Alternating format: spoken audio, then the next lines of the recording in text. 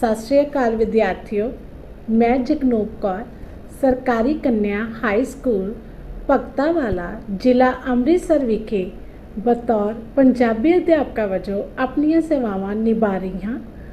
अज मैं तुहाडे रूबरू पंजाबी का एक नवा विषय लैके हाजिर हुई हाँ। वो विषय व्याकरण के एक इकाई के वजों जानिया जाता है तो उसका नाम है अखान। अखान लगभग 6वीं तो लैके 10वीं तक हर जमात विच पंजाबी के विषय के तौर पर पढ़ाया जाता है। अखान करन तो पहला सानू ये पता होना चाहिए है कि अखान हुंदे की हन। अखान का अर्थ है आखी हुई गल। ये एक वाक की इकाई के वांगर हुंदा है। इस दे विच बजुर्गां दे जिंदगी के तजर्बे ते फलसफे शामिल हुंदे हन। इस दे शाब्दिक अर्थ भावें कुछ होर हुंदे हन, पर इस दे भावर्थ रमज भरपूर ते मौके के अनुसार ऐन ढुकवें हुंदे हन। इसनूं लोक कथा की सच्चाई के उत्ते भी आधारित किया जा सकता है। इस विच जिहड़े जिंदगी के तजर्बे, पुरातन रहन सहन, सभ्याचार, लोकां दी जीवन जाच अते पुरातनी गल्लां दा आधार जिहड़ा बना के पेश किया जाता है। इसनूं अखौतां ते कहावतां भी कहा जाता है।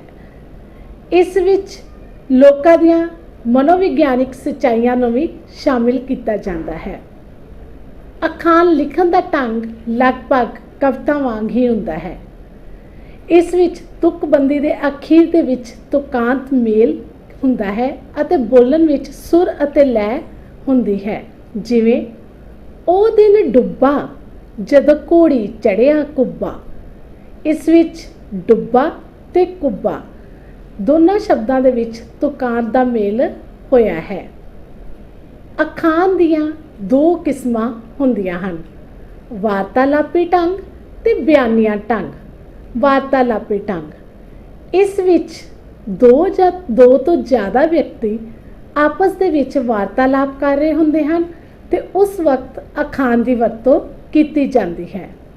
अखान की दूजी किस्म है बयानिया ढंग। इस विच व्यक्ति वार्तालाप नहीं कर रहे हुंदे, सगों कोई एक ही व्यक्ति अपनियां गल्लां दे राहीं किसी भी गल नूं बयान करदा है ते बयान करदे करदे उस विच अखान की वरतों करदा है ते उस दी वरतों उस सियाणियां दी प्रौढ़ता नूं ध्यान दे विच रखदियां होया करदा है। सो ये सन अखान हुंदे की हन ते उस दियां किस्मां किन्नियां हन। चलो शुरू करते हैं। अखान। अखान नंबर 1, वो किहड़ी गली जिथे भागो नहीं खली। सो इस अखान की वरतों उस व्यक्ति लिए की जाती है जिहड़ा हर थां अपनी प्रधानगी झाड़े जां हर थां प्रधान बने। जिवें कि उदाहरण वजों पिंड का कोई भी काम होवे, भावें वोटां मंगण दा, चाहे किसी का पिंड विच लड़ाई झगड़ा होया होवे, जां किसी का घरेलू मसला ही होवे, जां फिर गुरपुरब लई उगराई ही करनी होवे, किसी ने आधार कार्ड बनाना होवे, तां हर थां बलविंदर ही प्रधान बनिया रहिंदा है। उस बारे तो लोग यही कहते हैं, वो किहड़ी गली जिथे भागो नहीं खली। सो इस तो भाव है कि ये अखान उस व्यक्ति लिए वरत्या जाता है जिहड़ा हर थां प्रधान बनिया रवे। अखान नंबर 2, ओ दिन डुब्बा जदों घोड़ी चढ़िया कुब्बा।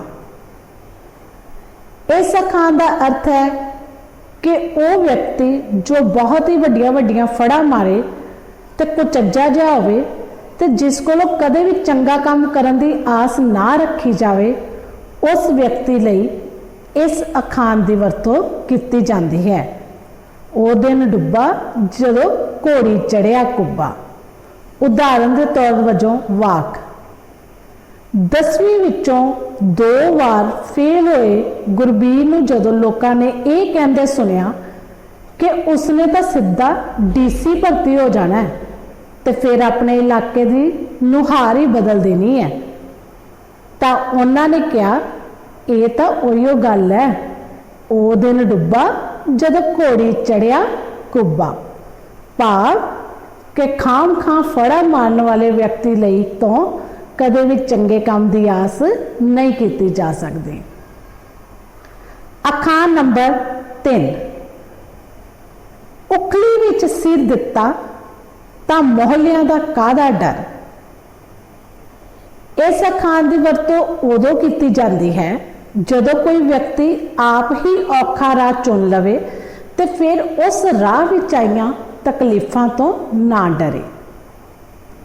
जिवें सरदार भगत सिंह जी जदों जेल विच सन तां उस दे नाल एक कैदी मित्र ने उन्होंने सलाह दी कि वह जेल दी तकलीफां तो बचन लई सरकार तो माफ़ी मंग लैन तां सरकार उन्होंने माफ़ कर देगी तो उन्हों की सज़ा भी माफ़ हो जाएगी। तो उन्हों की तजवीज़ नूं ठकराउंदियां होइयां भगत सिंह ने बड़े सिदक नाल कहा, उखली च सिर दिता तां मौलियां दा की डर। सो इस तो भाव है कि जदों आप ही औखा राह चुन लईए तो उस विच आईयां तकलीफां तो नहीं डरीदा। चलदे हां अगले अखान ते, अखान नंबर 4, उजड़े बागां दे गालड़ पटवारी। जदों किसी चंगी चीज या चंगे व्यक्ति की अनहोंद या गैर हाजिरी विच माड़ी चीज या माड़े व्यक्ति की प्रधानता हो जाए तो उस वेले इस अखान की वरतों की जाती है, उजड़े बागां दे गालड़ पटवारी।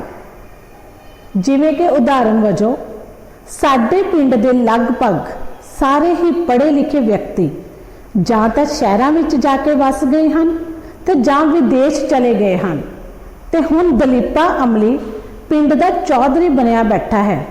उसकी तो यह गल हुई, उजड़े बागां दे गालड़ पटवारी, भाव चंगे बंदे दी या चंगी चीज़ की अनहोंद विच माड़े व्यक्ति की या माड़ी चीज़ की प्रधानता हो जानी। अखान नंबर 5, उच्चा लंबा गभरू पल्ले ठीकरियां।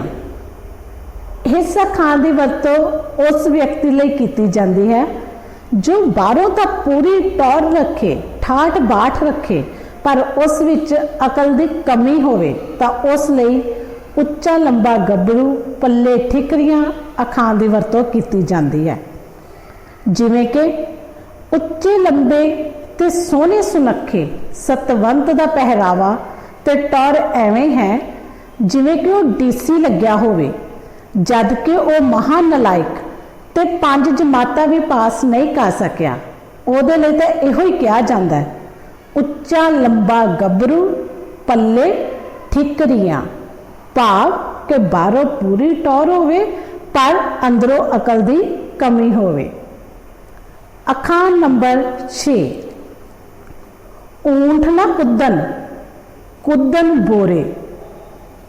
इस अखान की वरतों उदों की जाती है जदों किसी भी गल का हक रखने वाला हकदार ना बोले परंतु दूसरे ज्यादा वध चढ़ के बोलन तां उदों ऊंठ ना कुदन कुदन बोरे अखान की वरतों की जाती है। उदाहरण वजों साडियां बकरियां चरदियां चरदियां दलीप सिंह के खेतों में जा वड़ियां। दलीप सिंह विचारा तो कुछ ना बोलिया पर उसका गवांढी हरनामा एवें उच्ची उच्ची बोली जावे। उसनों एवें गर्म हुंदिया वेख के मैं क्या चुप कर आखे ऊंठ ना कुदन कुदन बोरे, भाव हकदार ना बोलन अते दूसरे ज्यादा वध चढ़ के बोलन। अखान नंबर 7, ओ ना भुला जानिए जो मुड़ कर आवे। जदों कोई व्यक्ति गलती करके छेती ही उस गलती का पश्चाताप कर लवे या संभल जावे तो उस लई इस अखान की वरतों की जाती है।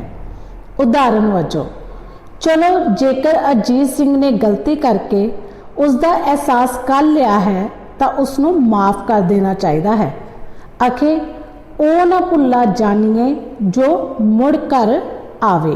भाव जो व्यक्ति गलती करके छेती ही उसका पश्चाताप कर लवे तो उस लई इस अखान की वरतों की जाती है।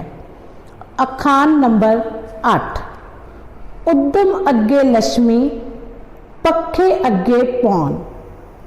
जदों ये दसना होवे कि उद्यम ते मेहनत कीतिया धन ते सफलता प्राप्त हुंदी है, उदों इस अखान की वरतों की जाती है। उदाहरण वजों हमेशा उही विद्यार्थी चंगे नंबर लैके या जिले विचों फर्स्ट सैकेंड आते हैं, जिहड़े दिन रात मेहनत करते हैं तो पढ़ाई नूं अपने अगे मुख रखते हैं। उही बच्चे जिहड़े ने, उही विद्यार्थी जिहड़े ने हमेशा वधिया नंबर लैके पास हुंदे हन। सियाणियां ने सच ही किया है, उद्यम अगे लक्ष्मी पखे अगे पौन। भाव कि मेहनत कीते बिना धन ते सफलता की प्राप्ति नहीं हो सकती। अखान नंबर 9, ओ नार सुलखनी जिस पहला जाई लक्ष्मी।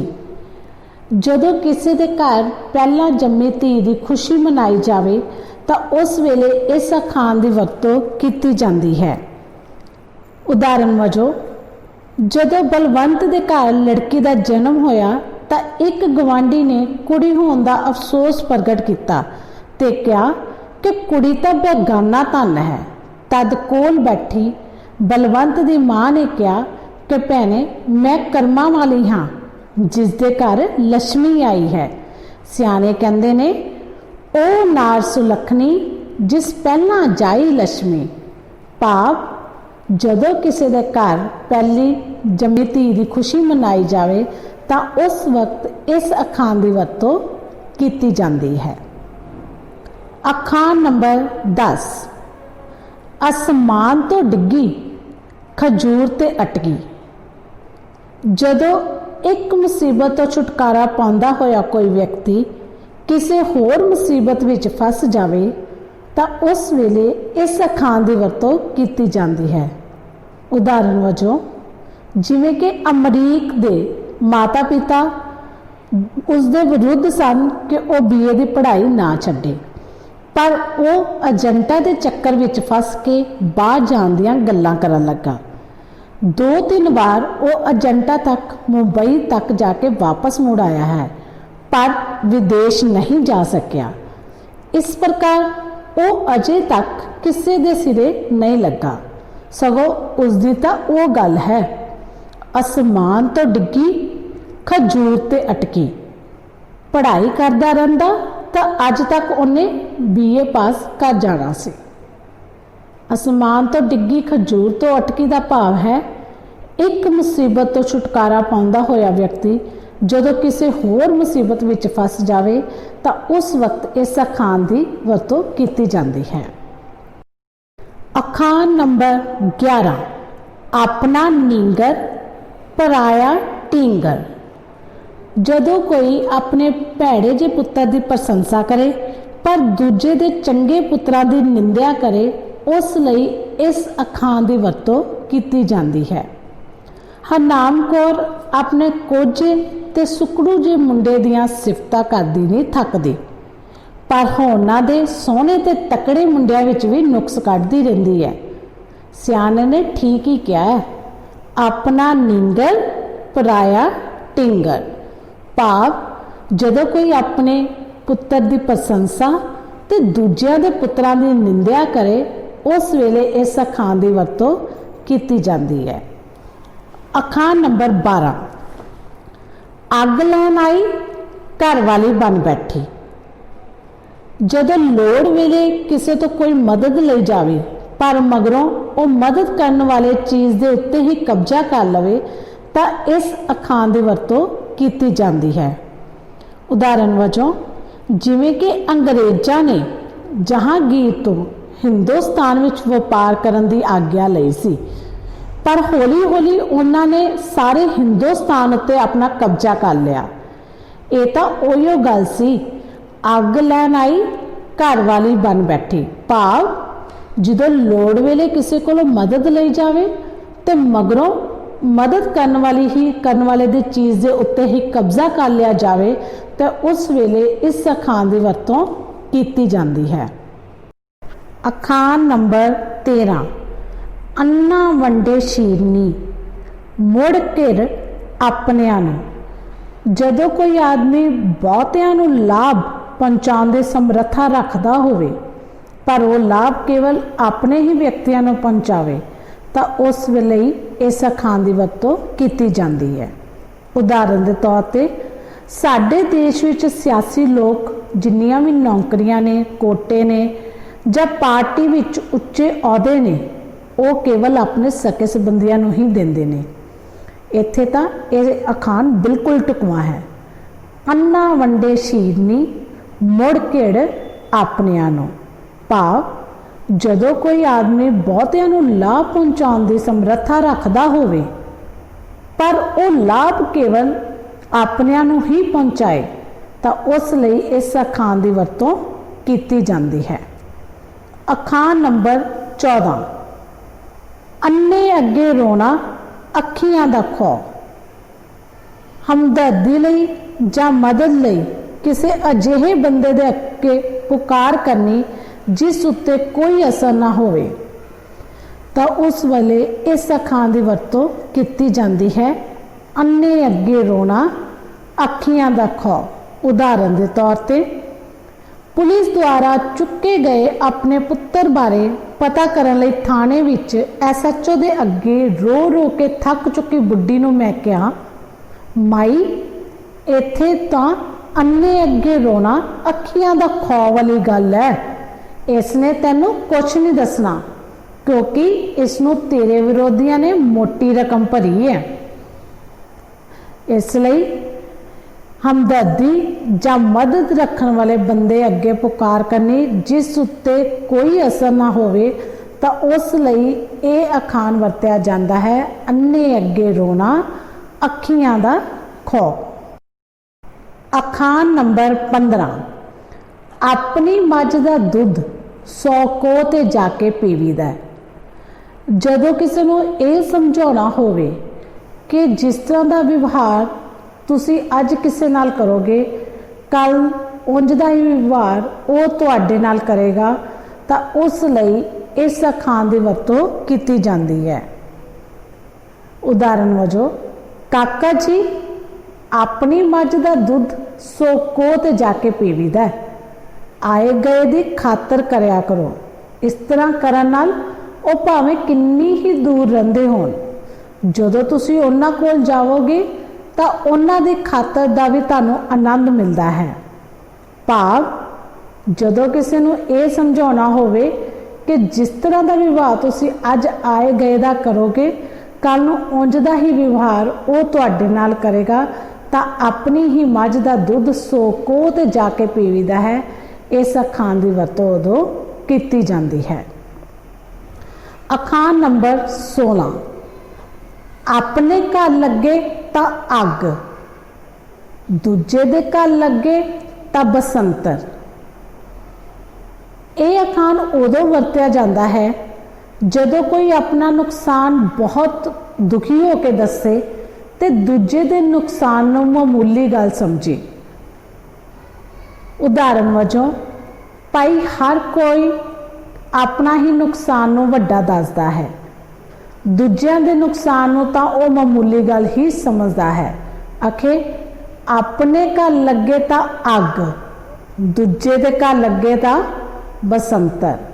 इस दे अर्थ हैं जदों कोई अपने नुकसान उत्ते बहुत दुखी होवे ते दूसरे दे नुकसान नूं मामूली गल समझे उस वक्त इस अखान की वरतों की जाती है।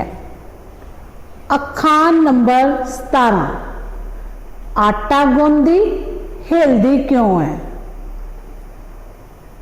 जदों कोई आने बहाने नाल किसी दे नुक्स कड्डे तो उदों इस अखान की वरतों की जाती है कि आटा गुंदी हिलदी क्यों है।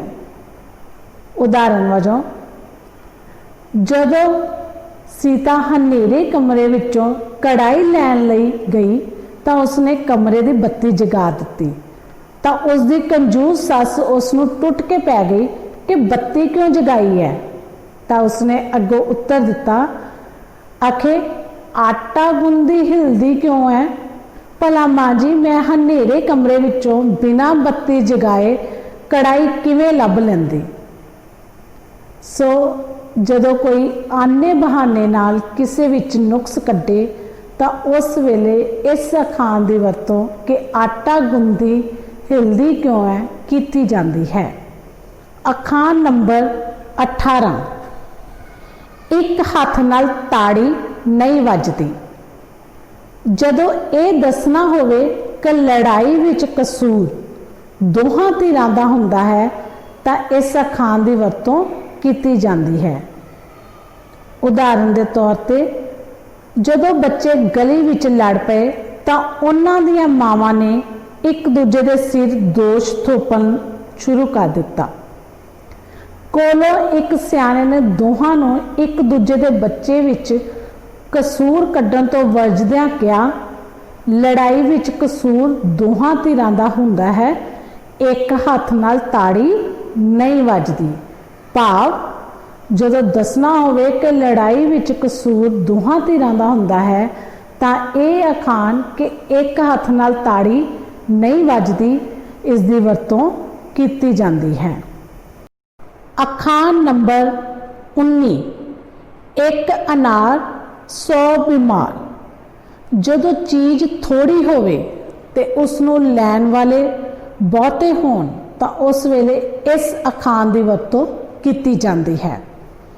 ਉਦਾਹਰਨ ਵਜੋਂ ਜਦੋਂ ਗੁਰਨਾਮ ਸਿੰਘ ਨੇ ਆਪਣਾ ਪੁਰਾਣਾ ਟੀਵੀ ਵੇਚਣਾ ਚਾਹਿਆ ਤਾਂ ਉਸਨੇ ਇਸ ਦੀ ਕੀਮਤ ਬਹੁਤ ਹੀ ਘੱਟ ਲਗਾਈ ਤਾਂ ਕੀਮਤ ਘੱਟ ਵੇਖ ਕੇ ਕਈ ਗਾਹਕ ਆ ਗਏ ਤਾਂ ਉਦੋਂ ਗੁਰਨਾਮ ਸਿੰਘ ਨੇ ਕਿਹਾ, ਇਹ ਤਾਂ ਉਹੀਓ ਗੱਲ ਹੋ ਗਈ, ਇੱਕ ਅਨਾਰ 100 ਬਿਮਾਰ। ਉਸਨੂੰ ਸਮਝ ਨਹੀਂ ਸੀ ਆ ਰਹੀ ਕਿ ਉਹ ਟੀਵੀ ਹੁਣ ਕਿਸ ਨੂੰ ਦੇਵੇ। ਭਾਵ ਜਦੋਂ ਚੀਜ਼ ਥੋੜੀ ਹੋਵੇ ਤੇ ਲੈਣ ਵਾਲੇ ਬਹੁਤੇ ਹੋਣ ਤਾਂ ਉਸ ਵੇਲੇ ਇਸ ਅਖਾਣ ਦੀ ਵਰਤੋਂ ਕੀਤੀ ਜਾਂਦੀ ਹੈ, ਇੱਕ ਅਨਾਰ 100 ਬਿਮਾਰ। ਅਖਾਣ ਨੰਬਰ 20, ਇੱਕ ਚੁੱਪ 100 ਸੁੱਖ। ਚੁੱਪ ਜਾਂ ਸ਼ਾਂਤ ਰਹਿਣ ਨਾਲ ਸੁੱਖ ਮਿਲਦਾ ਹੈ, ਉਦੋਂ ਇਸ ਅਖਾਣ ਦੀ ਵਰਤੋਂ ਕੀਤੀ ਜਾਂਦੀ ਹੈ।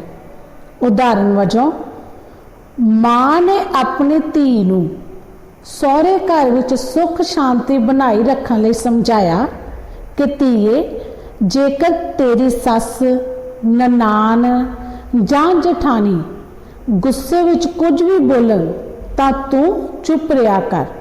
ਸਿਆਣਿਆਂ ਨੇ ਸਹੀ ਹੀ ਕਿਹਾ ਹੈ, ਇੱਕ ਚੁੱਪ 100 ਸੁੱਖ। ਭਾਵ ਚੁੱਪ ਤੇ ਸ਼ਾਂਤ ਰਹਿਣ ਨਾਲ ਹੀ ਸੁੱਖ ਮਿਲਦਾ ਹੈ ਤਾਂ ਉਸ ਵੇਲੇ ਇਸ ਅਖਾਣ ਦੀ ਵਰਤੋਂ ਕੀਤੀ ਜਾਂਦੀ ਹੈ, ਇੱਕ ਚੁੱਪ 100 ਸੁੱਖ। ਅਖਾਣ ਨੰਬਰ 21, ਇੱਕ ਮੱਛੀ ਸਾਰੇ ਤਲਾਬ ਨੂੰ ਗੰਦਾ ਕਰ ਦਿੰਦੀ ਹੈ। ਭਾਵ ਕਿ ਇੱਕ ਭੈੜਾ ਬੰਦਾ ਦੂਜਿਆਂ ਨੂੰ ਵੀ ਭੈੜਾ ਬਣਾ ਦਿੰਦਾ ਹੈ।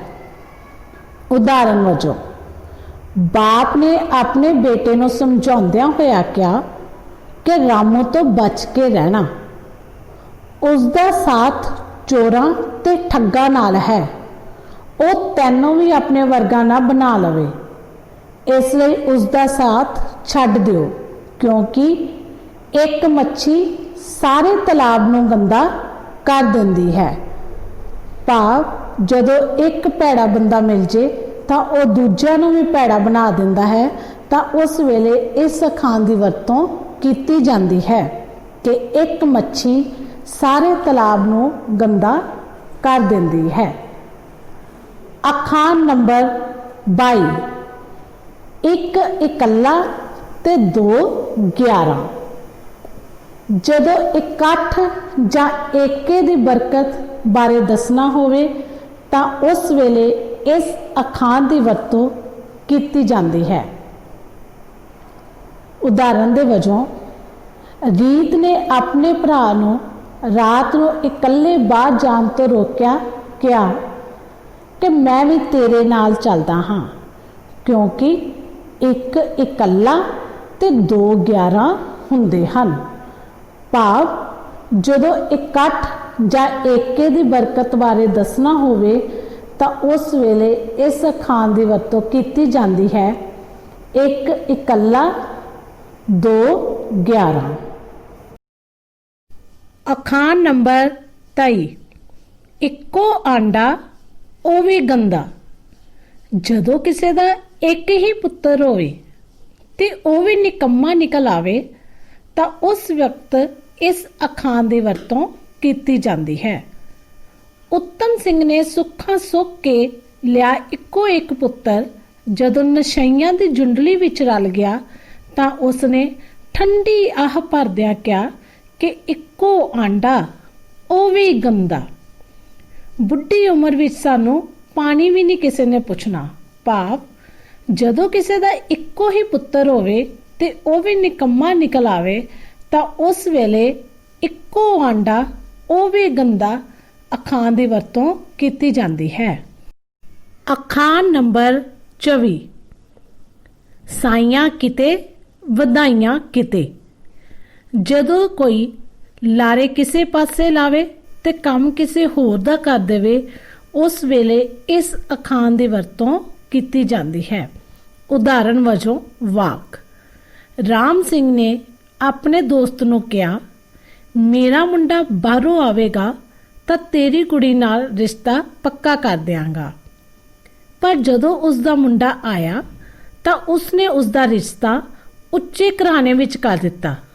एक दिन राम सिंह दा दोस्त उसनूं मिल पिया ते उसने कहा, राम सिंह जी तुहाडी तां ओ गल होई, साइयां किते वधाइयां किते। भाव जिहड़ा इंसान लारे किसे पासे लावे ते काम किसे होर दा कर देवे उस वेले साइयां किते वधाइयां किते अखान की वरतों की जाती है। अखान नंबर 25। 100 दिन चोर दा एक दिन साध दा। बार बार बुरा करने वाले व्यक्ति की असलियत एक दिन सामने आ ही जाती है। उदाहरण वजों वाक। लाल सिंह दा नौकर रोज़ ही उसकी जेब विचों पैसे कढ़ लैंदा सी। एक दिन लाल सिंह ने उसनूं चोरी करदे रंगे हत्थी फड़ लिया ते कहा, काका 100 दिन चोर दा एक दिन साध दा। भाव बार बार बुरा करन वाले दी भी असलियत एक दिन सामने आ ही जाती है तां उदों 100 दिन चोर दा एक दिन साध दा अखान वरतिया जाता है। धन्यवाद विद्यार्थियों। आस करदी हां कि तुहानूं मेरे वल्लों पढ़ाए हुए अखान पूर्ण रूप विच समझ आ गए होणगे। मिलदे हां फिर किसी नवे विषय दे नाल। उदों तक अलविदा।